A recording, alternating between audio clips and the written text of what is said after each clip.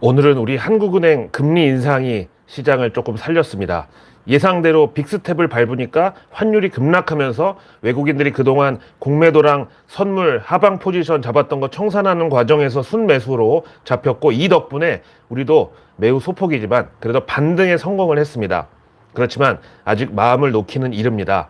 영국이 현재 실시 중인 긴급 채권 매입 프로그램을 이번 주 금요일에 종료하겠다고 발표를 했는데, 이것 때문에 파운드화에 또다시 공매도 포지션이 왕창 몰리고 있습니다. 근데 만약에 금요일 날 이걸 종료하는 게 이게 시장에 대한 자신감의 표현이 아니라 이제 손을 놓을 수밖에 없는 또 다른 이유가 있는 거면은 글로벌리 내노라 하는 하이에나들, 조지 소로스의 후예들 전부 몰려들 게 뻔하거든요. 이 와중에 지난 파운드화하고 영국채 길트 하방 공격을 주도했던 것으로 알려진 그 인물이 주최한 샴페인 파티에 영국 재무장관 콰지 콰탱이 참석했다고 이게 알려지면서, 당시 진짜 우리까지 환율 급등하고 막 외국인들 대량 매도세 들어와가지고 난리나게 만들었었는데, 그 감세안에 대한 정보를 미리 준 게 아니냐, 이런 의혹이 지금 재차 불이 붙으면서 영국이 상당히 좀 시끄럽습니다. 뭐 미국도 연준 임원들이 코로나 팬데믹 초창기에 그 연준 긴급 유동성 조치 발표 직전에 주식하고 펀드 대량 매수했고, 또 그 이듬해 전부 고점에서 주식 다 팔아버린 게 발각돼가지고 엄청난 파문이 일었었죠. 뭐 자본주의의 어두운 단면이라고 할 수도 있지만, 적어도 그 사람들은 우리나라 마바라들처럼 뭘 사라, 뭐가 좋다 이렇게 돈 받고 약을 팔지는 않았잖아요. 공부하면 누구나 주식 투자로 돈 벌 수 있다고 책 팔고 온라인 강의 팔고 그런 짓은 안 했잖아요. 아직도 주식이 공부로 된다고 지금 생각하세요? 주식은 정말 대표적인 위험 자산입니다. 주변에 위험한 사람들 한번 보세요. 아니면 매스컴에 나오는 위험 인물들을 보세요. 그런 사람들이 예측이 통하나요? 그런 사람들에 대한 분석이 이게 과연 안정적입니까? 오늘 같은 날에도 반등 시도조차 안 나왔던 그 하이브, BTS가 갑자기 단체 활동 중단 발표할지 이걸 공부한다고 알아요? 르세라핌 멤버가 학폭 논란 터지면서 탈퇴할 거를 이걸 공부해서 알 수가 있냐고요. 근데 작년 연말에 목표가 50만 2천 원 불렀던 증권사 애널리스트 아직도 신나게 잘 돌아다녀요. 그 다음에 그놈의 DLENC 녹십자 이런 거 추천하고 코스피는 4,100 간다고 떠들고 다니던 그 증권사 영업이사, 3년 만에 차장에서 부장, 이사 이렇게 3단계 승진하고 인센티브 받아가지고 강남에 집 사고 뭐 노났어. 하이브 목표가 50만 2천 원? 그거 믿고 40만 원 위에서 들어갔던 사람들 다 물려가지고, 그분들 지금 연휴 때 가족들 볼 낯이 없다고 혼자 산에 올라가가지고 막걸리 마시고 있을 때, 그 인간들은 연휴 때 해외여행 아니면은 호캉스 갔다 왔고 평일 저녁에는 벤츠 타고 명품 쇼핑하러 돌아다닌다고요. 이제는 더 이상 할 말도 없어요.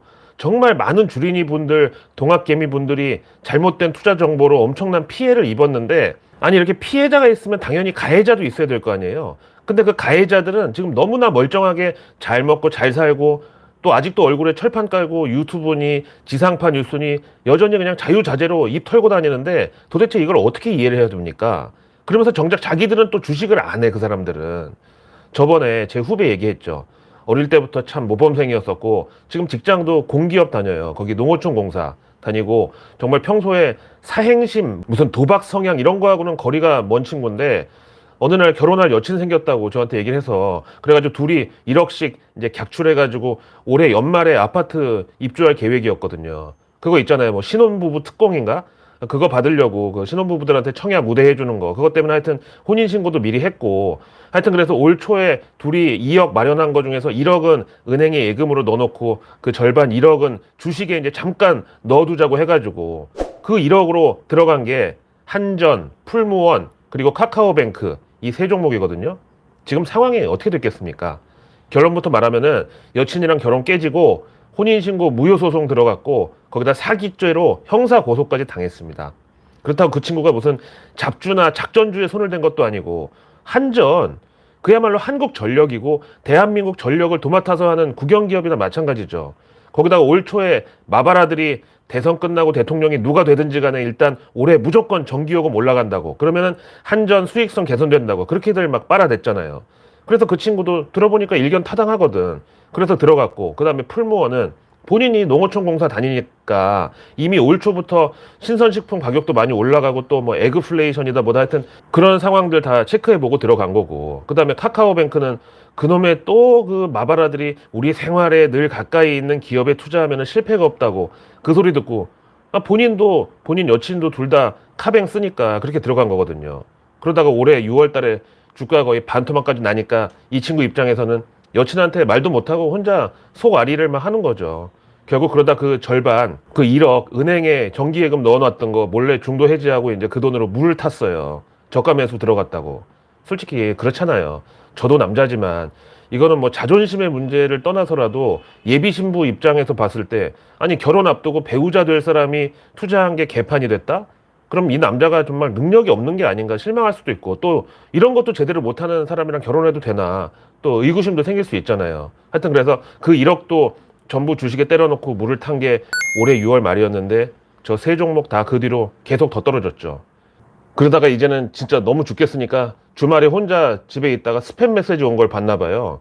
그런 거 있잖아요. 뭐 급등주 정보, 뭐 수익률 300%까지 뭐 이런 거. 근데 얘가 평소 성향 같으면 그런 거 정말 쳐다도 안 볼 그런 애인데 아파트 입주 날짜는 다가오고 현재 계좌는 마이너스 막 60%니까 정말 이성적 판단을 잃어버리고 일부 이제 손절한 돈으로 거기 회원 가입해가지고 리딩해 주는 대로 장중에 계속 사고 팔고 정말 시초가 공략이니 뭐니 회사에서도 수시로 화장실 칸에 몰래 들어가가지고 그렇게 했나 봐 스마트폰으로. 그러다 결국 그 2억이 지금 3,400만 원 돼가지고 지금 결혼 깨지고 상대방한테 소송까지 당한 거예요. 자, 이 모든 원흉은 미국 연준 여기에 공격적인 긴축 기조죠. 문제는 연준이 이걸 멈출 생각이 전혀 안 보인다는 거. 연준 임원 중에서 올해 투표권자이자 확실한 매파 로레타 메스터 클리블랜드 연은 총재가 간밤에 정말 간담이 서늘한 얘기를 또 했습니다. 인상부터가 벌써 매파들이나 이 비관론자들은 좀 얼굴 생김새나 이 표정부터가 막 무섭지 않아요? 뭐라고 했냐면은 지금까지 그렇게 여러 번 금리 인상을 실시했지만 아직도 물가는 통제 범위 밖에 있다고. 그래서 추가적인 긴축이 필요하다고. 그러면서 인플레이션에 대한 통제는 지나치게 소극적인 것보다는 차라리 과도한 대응이 낫대. 이게 지금 누구 죽이려고 하는 소리야, 지금? 그 다음에 오늘 마켓워치에서는 지금 연준이 백미러만 보고 헛개비 같은 악마만 쫓고 있다고 신랄하게 때렸더라고요. 이미 미국 현실 경제의 물가는 이제 빠지기 시작을 했는데 계속 과거지사 경제 지표들만 보고 저렇게 정작 눈앞의 현실은 못 본다고요. 이번 주에도 당장 9월 CPI 그 소비자 물가 대기하고 있는데 연준이 이 결과에 대해서 어떻게 대응할지 사실 뻔하잖아요. 만약에 CPI가 예상치를 넘었다? 그러면 연준 입장에서는 6개월 동안 기준금리를 이렇게 많이 올려놨는데도 물가가 여전히 잡히지를 않고 있다.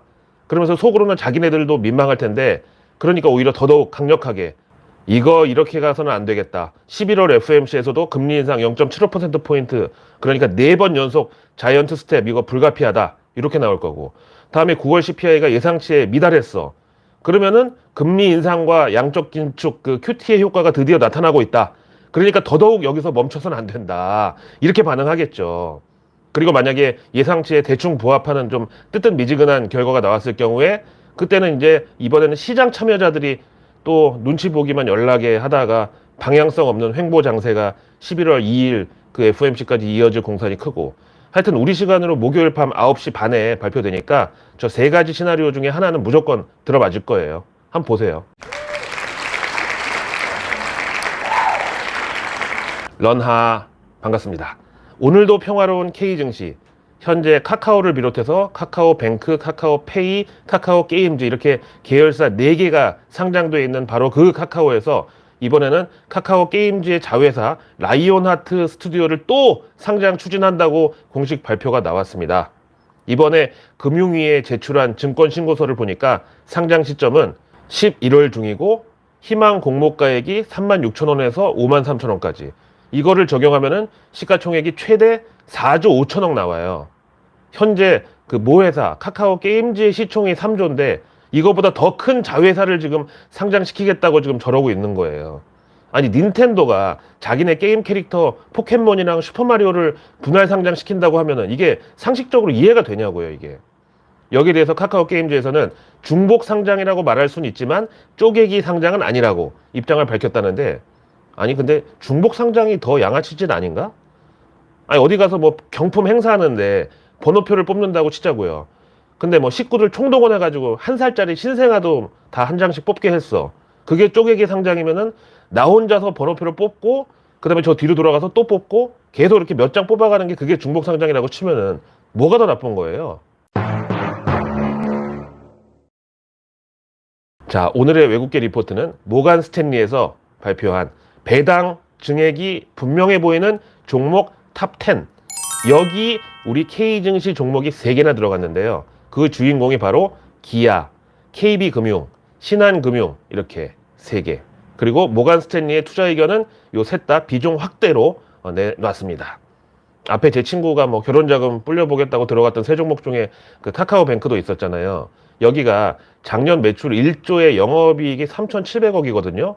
근데 KB금융 이번에 배당 증액까지 예상된다고 모간 스탠리에서 막 지금 칭찬하고 있는 이 KB금융이 매출 59조에다가 영업이익이 6조 5천억이었어요, 작년에.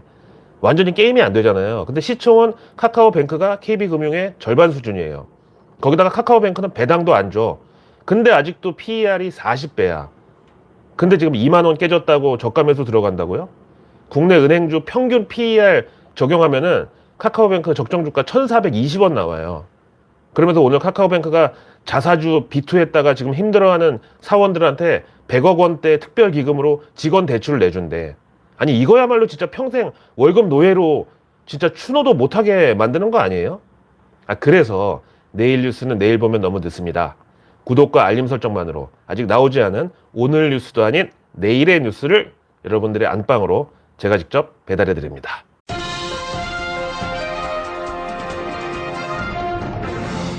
이번 주 월요일을 휴장으로 하루 쉬었다 보니까 내일 벌써 목요일이네요. 10월 13일 목요일 먼저 정부 일정 보겠습니다. 재무농업장관 회의가 글로벌리 열리는데 여기 추경호 경제부총리가 참석하고요. 워싱턴에서 개최가 된대요. 여기 세계은행 총재 그리고 인도 재무장관 회담도 같이 잡혀 있다고 합니다. 그리고 내일 정부에서 친환경 석유 대체 연료 확대 방안 발표. 이거 또 천연가스인가요? 그 다음에 수소, 폐배터리 그대로 증시 테마주 연결되죠. 그리고 내일 한미 산업협력 컨퍼런스가 열립니다. 제발 우리 현대차, 기아 보조금 같이 좀 달라고. 우리나라에서는 전기차 보조금 테슬라도 주는데 니네는 왜 안 주냐고. 내일 공급망 주요 글로벌 기업 전략적 IR 정부에서 이걸 실시합니다. 아무래도 희귀 광물하고 희토류 이런 쪽이 지금 또 마침 한덕수 총리께서 중남미 3개국 지금 방문 중이잖아요. 그거 관련해 가지고. 그리고 내일 기업 주도 벤처 캐피탈 연계 스케일업 펀드 조성 이 보도자료를 정부에서 발표할 예정입니다.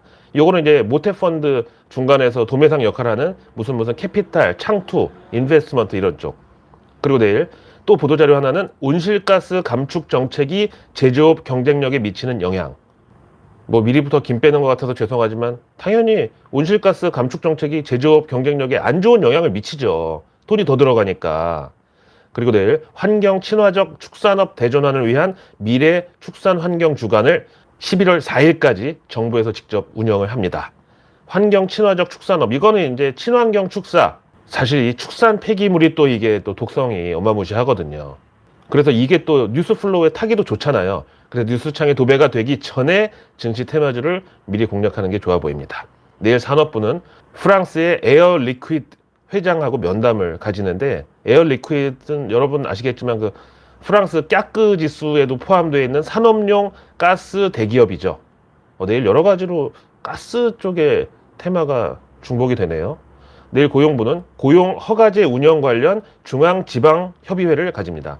주로 이제 외국인 근로자 고용 관련해서 고용 허가제에 해당이 되는데 그러면 저는 직업교육, 특히 이제 정부 지원받는 그런 온라인 교육 여기가 수혜주라고 보고 내일 환경부는 염증 완화 및 피부염 개선 효능지닌 담수 식물 발견.